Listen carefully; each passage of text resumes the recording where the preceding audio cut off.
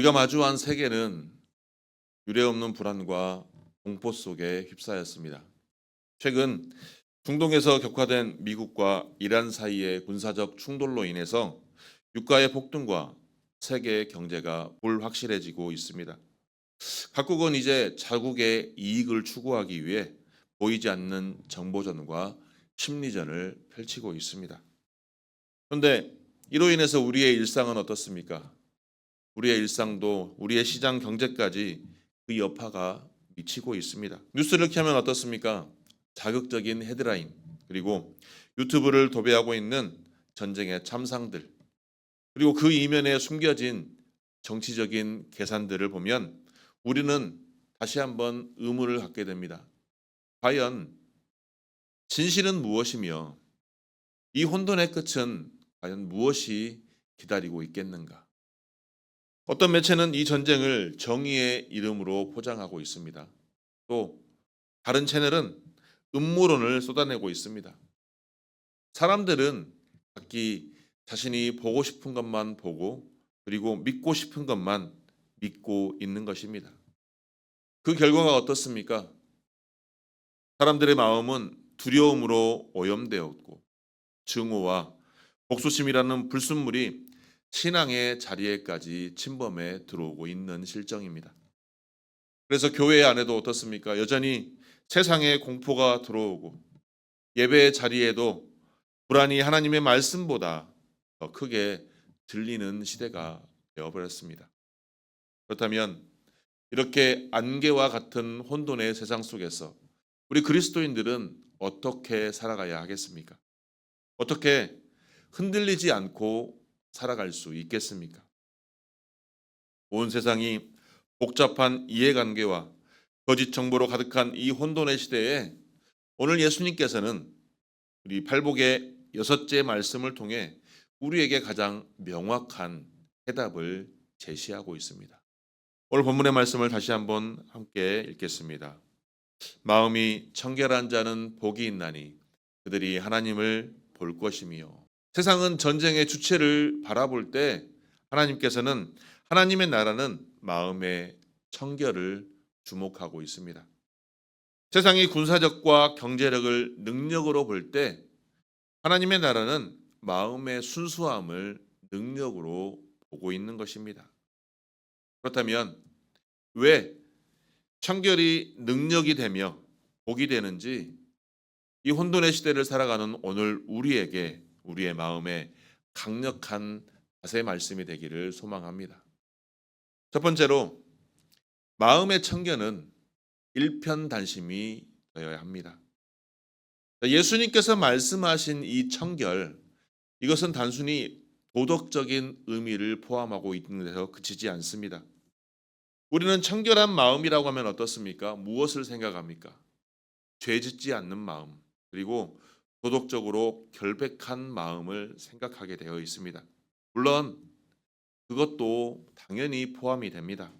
하지만 예수님께서 팔복의 말씀으로 사용하신 청결의 의미는 그보다 훨씬 근원적인 포괄적인 의미를 담고 있습니다.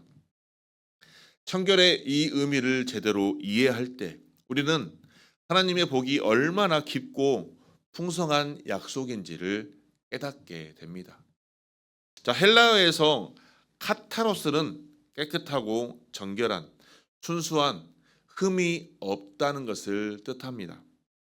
주로 더러움이 없고 혼합물이 섞이지 않는 순수함 그 자체를 가리키는 것입니다.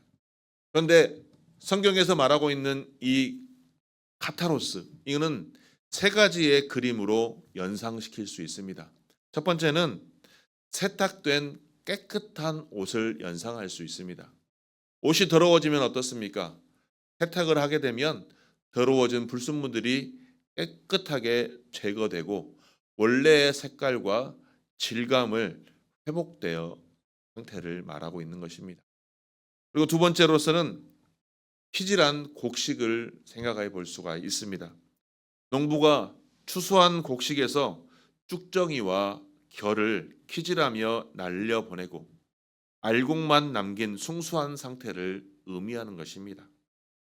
그런데 우리의 마음에도 이러한 쭉정이가 있습니다.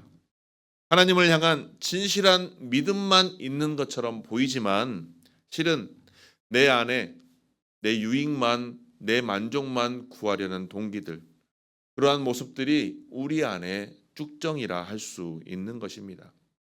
카타로스는 이러한 쭉정이들이 제거된 마음을 의미합니다. 그리고 세 번째로는 용광로를 통과한 순금을 생각해 볼 수 있습니다. 광석에서 불순물을 모두 제거하고 순수한 금만 남긴 상태. 이것이 바로 카타로스라고 말할 수 있는 것입니다. 청결한 마음은 이처럼 하나님을 향한 순수하고 단일한 마음, 어떠한 불순물도 섞이지 않는 마음을 의미하고 있는 것입니다.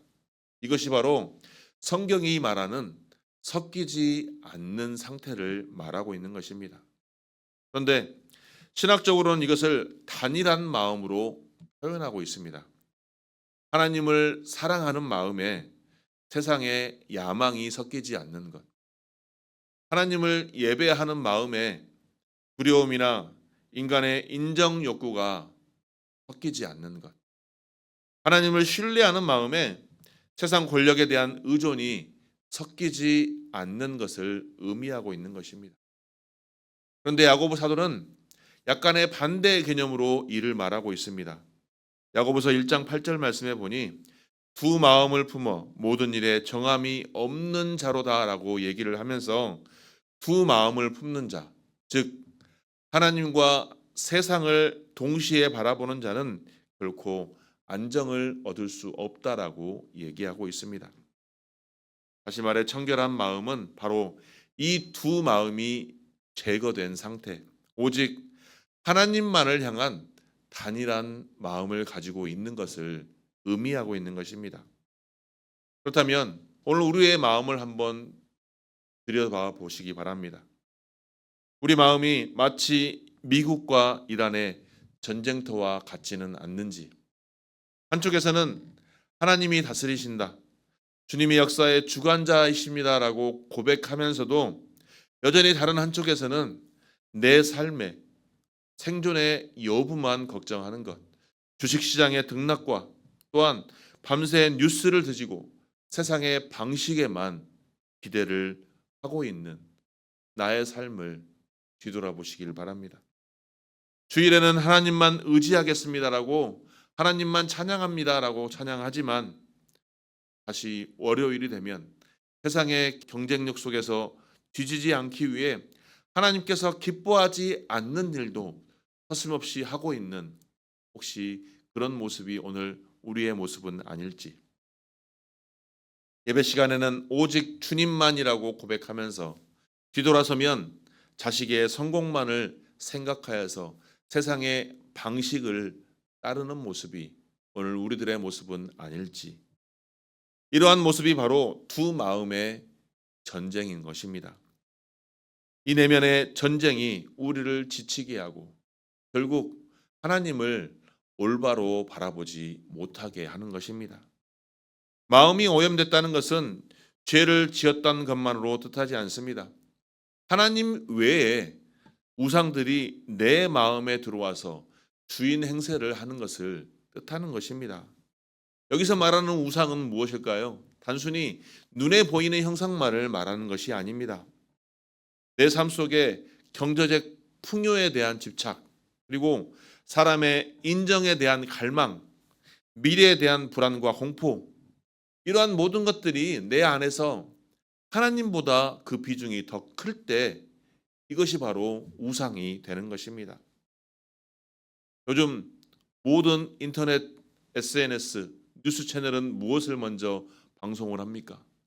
미국과 이란의 전쟁을 통한 세계의 정세들을 여전히 방송하고 뉴스를 떠들고 있습니다.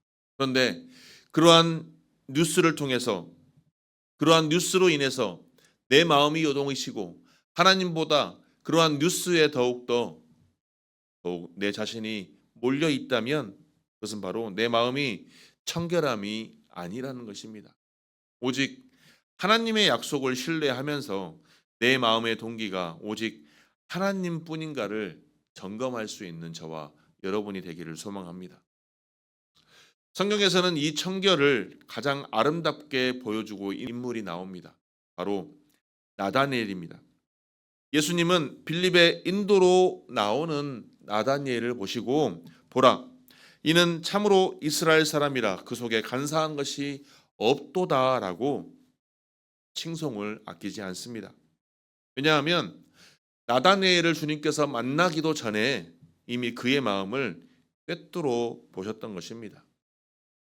사실 나다니엘은 어떻습니까? 나사렛에서 무슨 선한 것이 날 수 있겠느냐라고 하면서 편견이 가득한 사람이었습니다. 그런데 그에게는 가장 놀라운 특징이 하나 있었습니다. 바로 하나님을 찾는 것에 있어서는 불순물이 전혀 끼어 있지 않았다는 것입니다. 사회적 지위를 얻기 위해 예수님을 따르라는 것도 아니었고 기적의 떡을 먹으려는 계산조차 하지 않았습니다. 그저 진실하게 있는 그대로의 마음으로 주님을 찾았던 것입니다. 그리고 주님 앞에 그 마음 그대로 나온 사람이 나다니엘이었습니다. 겉과 속이 다른 사람, 하나님 앞에서 계산기를 두드리지 않는 사람, 하나님을 이용하려는 불순한 동기 없이 그저 순수하게 주님을 구하는 사람을 주님은 청결하다 인정하신다는 것입니다. 그리고 그런 그에게 주님께서는 놀라운 약속을 하십니다. 요한복음 1장 51절 말씀을 보면 하늘이 열리고 하나님의 사자들이 인자 위에 오르락 내리락 하는 것을 보리라. 청결한 마음을 가진 자에게 하나님은 하늘을 여는 경험, 즉 하나님을 보는 눈을 허락하신다는 것입니다. 오늘 우리의 마음 안에 하나님 외에 어떠한 불순물이 들어와 있지는 않습니까? 그 불순물들을 온전히 주님의 십자가 앞에 다 내려놓을 수 있는 저와 여러분이 되기를 축복합니다. 청결한 마음으로 나아갈 때 우리는 나다니엘이 하늘을 여는 경험을 보았던 것처럼, 즉 하나님을 온전히 바라보았던 것처럼 우리 또한 청결한 마음을 가질 때 하나님을 온전히 바라볼 수 있는 영적 눈이 띄어질 것임을 믿음으로 의심치 마시고 그러한 하나님의 축복받는 인생이 되기를 주님의 이름으로 축원합니다. 둘째로 마음의 통제권을 주님께 온전히 양도해야 합니다. 자, 여섯 번째 복에서 이 마음은 단순한 감정이 자리 잡고 있는 것이 아닙니다. 헬라어에서 카르디아라고 말하면서 인간의 가장 깊은 내면, 즉 의지와 결정이 이루어지는 즉 사령탑을 의미하고 있습니다. 따라서 마음이 청결한 자라는 말씀은 감정이 깨끗한 자가 아니라 삶의 사령탑에 올바른 지휘관을 앉아 있는 사람, 즉 내 삶의 주인이 누구이냐 이를 확실하게 정리한 사람이 바로 마음이 청결한 사람이라는 것입니다. 잠언 4장 23절 말씀을 보면 무릇 지킬 만한 것보다 더욱 내 마음을 지키라. 생명의 근원이 이에서 남이니라 라고 말하고 있습니다. 마음이 생명의 근원입니다. 생명의 흐름이 시작되는 곳이 바로 마음입니다. 우리의 모든 판단과 모든 선택, 모든 반응이 이 마음에서부터 시작된다는 것입니다. 그런데 이 마음의 사령탑에 누가 앉아 있느냐가 중요하다는 것입니다. 이 사령탑이 무너지면 어떻습니까? 군대에서 사령관이 무너지면 전쟁에서 질 수밖에 없듯이 우리 마음이 오염되면, 즉 우리 마음의 사령탑이 오염되면 우리의 삶이 오염될 수밖에 없는 것입니다. 예수님께서는 마태복음 15장 18절 말씀에서 입에서 나오는 것들은 마음에서 나오나니 이것이야말로 사람을 더럽게 하느니라 라고 말씀하고 있습니다. 마음을 청결하게 하는 것, 그것은 바로 내 인생의 주인, 내 인생의 삶의 사령탑이 바로 오직 주님이 되어야 한다는 것입니다. 미국과 이란, 서로의 자국의 사령탑에서 공격 명령을 내리며 세계를 혼돈으로 몰아가듯이 우리의 내면에서 수많은 목소들이 이 사령탑을 지배하려고 합니다. 즉 세상의 모든 것들이, 모든 유혹들이 주님을 나의 주인으로 온전히 모시지 못하도록 우리 속에서 외치고 있다는 것입니다. 두려움이 명령합니다. 이 삶의 자리에서 도망가라. 힘들면 내려놔라. 또 분노가 명령합니다. 증오를 품어라. 너를 비난하는 사람들을 가서 싸워라. 복수를 꿈꾸어라. 탐욕이 또한 소리칩니다. 지금이 기회이다. 더 많은 것을 차지하기 위해 다른 사람들을 짓밟아라. 그러나 마음이 청결한 사람은 이러한 유혹의 소리를 온전히 다 끊어내고 오직 성령의 음성에만 귀를 기울입니다. 이것이 바로 우리 마음의 통제권을 내가 쥐고 있는 것이 아니라 오직 주님께 온전히 양도하는 것입니다. 오늘날 우리 사회에 우리 마음을 흔드는 얼마나 많은 오염의 공기들이, 오염의 요소들이 많이 있습니까? AI가 추천하는 많은 알고리즘을 통해 우리는 그러한 관심들을, 우리의 관심을 끌기 위해 아주 자극적인 컨텐츠들만 골라서 우리 앞에 내세웁니다. 그래서 우리는 어떻습니까? 우리 안에 불안감이 조성이 되고 증오심이 부추기게 되며 세상을 흑백 논리로만 단순화해 버립니다. 그러한 AI가 제시하는 알고리즘에 우리가 마음을 맡기게 되면 우리 마음은 여전히 혼돈 가운데 마음이 불안해지고 분노와 공포와 불신의 쓰레기로 가득 차게 되는 것입니다. 그렇기 때문에 우리 안에 우리 마음을 지키기 위한 마음 가드를 세워야 하는 것입니다. 마음이 청결한 자는 그러한 SNS, 유튜브의 뉴스의 속보에 흔들리기보다 하나님의 말씀 깊은 곳으로 내려가 말씀의 중심이 세워지는 사람이 되어야 하는 것입니다. 적극적인 행동이 필요합니다. 세상은 전쟁이다, 경제 위기다, 내일은 어렵다, 힘들다, 유가가 폭등한다 이렇게 소리치고 있지만 우리의 마음 통제권을 주님께 온전히 맡겨서 우리가 하나님 바라보시기에 온전히 세워지는 마음이 청결한 자로 나아가야 하는 것입니다. 그렇다면 마음이 청결한 자로 우리가 세상 속에서 살기 위해 우리는 어떻게 살아야 할까요?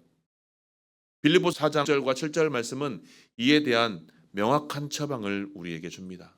함께 읽겠습니다. 시작. 아무것도 염려하지 말고 다만 모든 일에 기도와 간구로 너희 구할 것을 감사함으로 하나님께 아뢰라. 그리하면 모든 지각에 뛰어난 하나님의 평강이 그리스도 예수 안에서 너희 마음과 생각을 지키시리라. 아멘. 하나님의 평강이 마음을 지킨다는 것, 하나님의 평강이 내 마음의 사령탑을 파수꾼으로 지킨다는 의미입니다. 세상의 그 어떠한 SNS나 뉴스도 나를 불안케 하는 요소도 분노도 나의 사령탑을 함락시킬 수 없는 것입니다. 감정에 휘둘리는 것이 아니라 마음을 통제받는 마음이 진정으로, 즉 성령님께 통제받는 마음이 진정으로 청결한 마음이라는 사실입니다.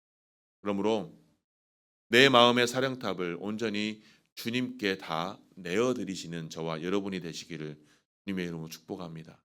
그러할 때 우리 삶 속에서 분노와 증오와 불안과 초조보다는 그리스도 예수의 평강이 우리 안에서 넘쳐나고 그 평강의 삶으로 하나님께 영광 돌릴 수 있는 저와 여러분이 삶에 되시기를 주님의 이름으로 축원합니다.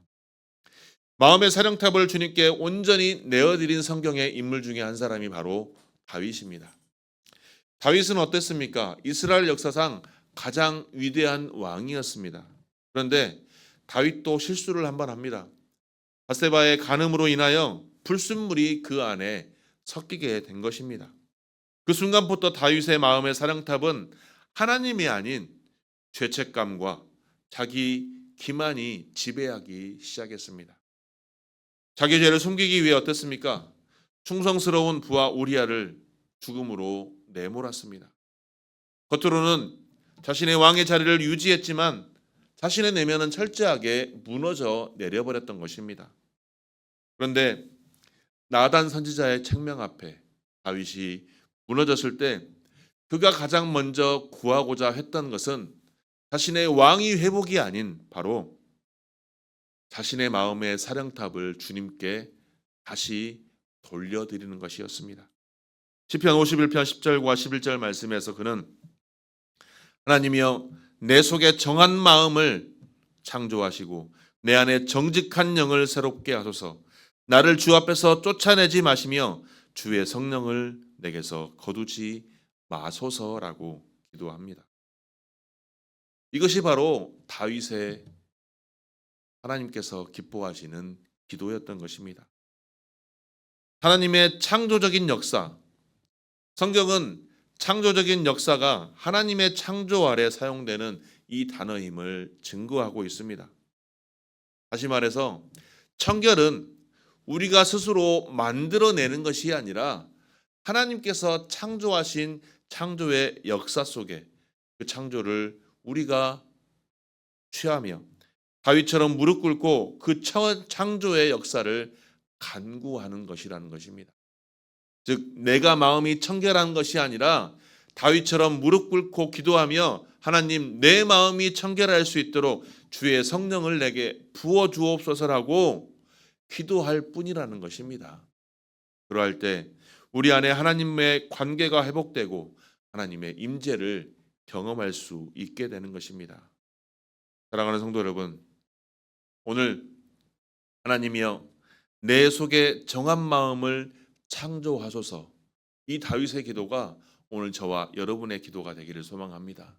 이 저와 여러분의 기도가 하나님 앞에 온전히 상달될 때 우리 마음 가운데 온전히 주님이 우리 마음의 사령탑이 되고 우리가 온전히 하나님께서 바라보시는 마음이 청결한 자로 하나님을 바라볼 수 있는 온전히 바라볼 수 있는 저와 여러분의 영적 시선이 되기를 주님의 이름으로 축원합니다.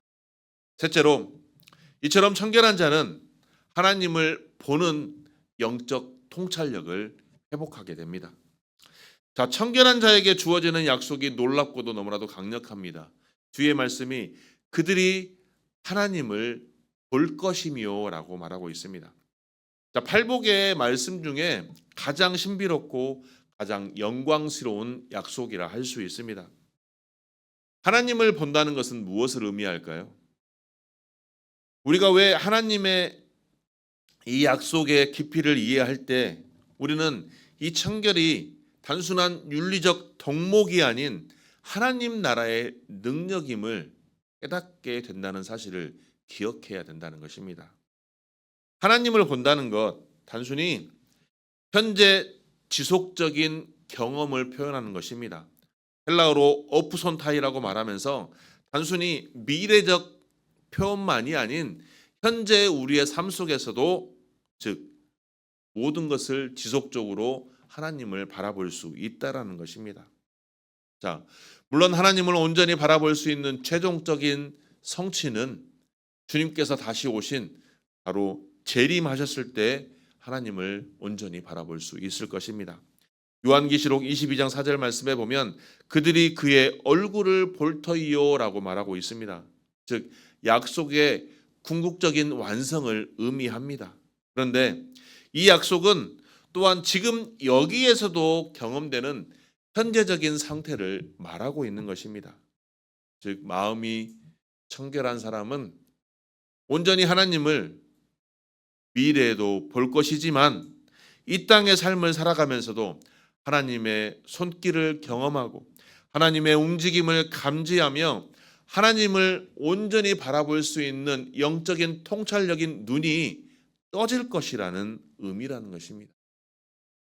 전쟁의 보화 속에서도 하나님의 통치가 어떻게 역사할 것인지, 고통받는 이웃들을 바라보며 하나님의 시선으로 어떻게 바라보게 될 것인지, 역사의 흐름 속에서 하나님의 뜻이 어떻게 펼쳐질 것인지 볼 수 있는 바로 영적인 통찰력이 우리의 눈 가운데 펼쳐질 것이는 것입니다. 그런데 반대로 우리의 마음이 오염되면, 두려움으로 오염되면 세상의 위협만 보이게 됩니다. 탐욕으로 마음이 오염되면 내 모든 시선은 기회와 손익계산만 보여지게 되는 것입니다. 분노로 내 마음이 오염되면 어떻습니까? 늘 내가 미워하는 사람, 원수만 눈에 보입니다. 그렇기 때문에 마음의 오염은 우리의 영적인 시력을 완전히 손상시키는 것입니다. 하나님을 경험하지 못하는 많은 사람들이 바로 이러한 사람이라는 것입니다. 그런데 문제는 하나님을 바라보지 못하는 것이 아니라 내 마음이 오염되어 있기 때문에 하나님을 바라보지 못하는 것입니다. 세상은 마음이 오염된 자를 세상적인 기준으로만 바라봅니다. 마음이 오염된 자는 전쟁을 경제적 위기로만 바라봅니다. 유가가 오르면 어떡하나? 시장 경제가 흘러지면 어떡하나? 내 삶에 어려움이 닥치면 어떡하나? 이런 것만 생각하고 걱정하게 되어 있다는 것입니다. 하지만 마음이 청결한 자는 이 사건을 통해 더 깊은 곳을 바라볼 수 있을 것입니다. 인류의 연약함과 죄성을 다시 한번 뒤돌아봅니다. 권력과 자원을 놓고 서로 죽이는 인간의 본성이 얼마나 잔혹한지, 그러면서 그 안에 복음이 왜 필요한지를 보게 되는 것입니다. 전쟁으로 인해 피해받는 수많은 불쌍한 가엾은 사람들을 바라보며 하나님의 눈물을 바라보게 되는 것입니다. 그리고 이 혼돈 속에서도 여전히 예수 그리스도의 복음이 전파되어야 하며 그들이 구원받고 하나님 나라의 백성으로 하나님 나라 안에서 통치받는, 즉 복된 인생이 되기를 영적인 눈으로 바라볼 수 있게 되는 것입니다. 그리고 이 모든 역사를 주관하시는 분이 바로 오직 우리 하나님이라는 사실을 알게 되는 것입니다. 마음이 청결하지 않으면 세상의 힘만 보이지만 마음이 청결하면 그 권력들 앞에서, 그 세상 위에서 역사하시는 하나님을 바라볼 수 있게 되는 것입니다. 세상의 왕은 언젠가는 무너지고 언젠가는 사라집니다. 하지만 이 땅 가운데 임재하신 영원하신 우리 주님을 바라볼 때 우리의 눈이 영적인 통찰력으로 띄어지는 길은 우리 마음이 온전히 청결한 상태인 것입니다. 마음이 청결함을 가져주는 하나님을 바라보는 경험을 가장 극적으로 나타내는 장면이 사도행전 7장에 나와 있습니다. 사도행전 7장에 보면 스데반 집사는 성령이 충만한 사람이었습니다.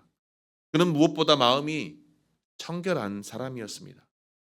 자신의 이익보다는 복음을 전하기 위해, 사람들의 칭찬을 받기보다는 오직 예수 그리스도의 복음을 전파하기 위해 순교의 자리도 마다하지 않았던 사람이었습니다. 오직 단일한 마음으로, 한 마음으로 하나님을 바라봤던 자였습니다. 그의 말로 인하여 사람들은 어땠습니까? 사도행전 7장 54절을 보면 그들이 이 말을 듣고 마음에 찔려 저를 향하여 이를 갈거늘이라고 나와 있습니다. 즉 스데반 집사의 복음의 말을 듣고 많은 사람들이 마음에 찔렸지만 마음에 찔려 회개하기보다는 오히려 이를 갈았다라고 표현하고 있습니다. 결국 스데반은 순교하기 이릅니다. 그러나 스데반이 순교하면서 본 것이 무엇입니까? 사도행전 7장 55절 말씀을 보면 스데반이 성령이 충만하여 하늘을 우러러 주목하여 하나님의 영광과 및 예수께서 하나님의 우편에 서신 것을 보고라고 나와 있습니다. 마음이 청결했기에 스데반은 죽음의 문턱에서도 하나님의 영광을 바라볼 수 있었습니다. 그리고 그 결과는 너무나도 놀라웠습니다. 스데반은 자신을 죽이려 하는 그들을 향해 주여 이 죄를 그들에게 돌리지 마옵소서라고 예수님의 기도를 하게 되는 것입니다.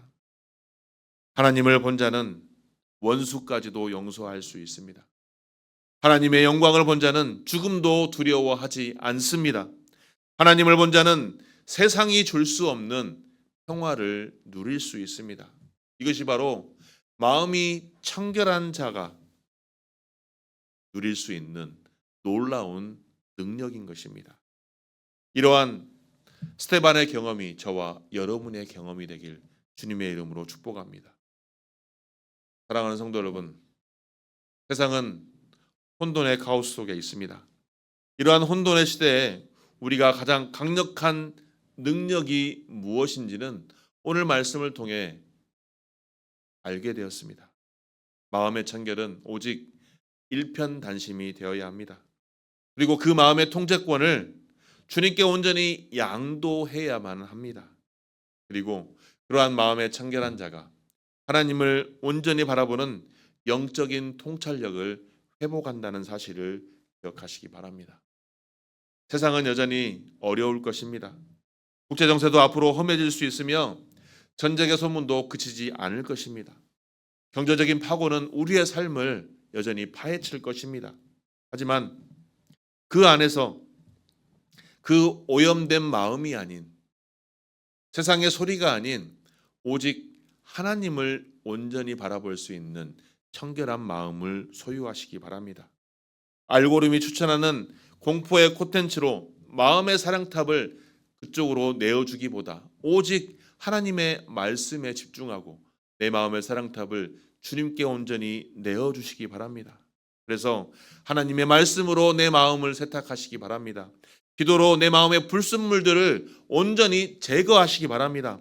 찬양으로 하나님을 향한 마음의 중심을 붙잡으시기 바랍니다. 그래서 성령께 내 마음의 통제권을 온전히 넘겨드리시고 주님만 온전히 바라볼 수 있는 단일한 마음으로 하나님을 대면하는 기쁨을 누리시는 저와 여러분이 되시길 주님의 이름으로 축원합니다.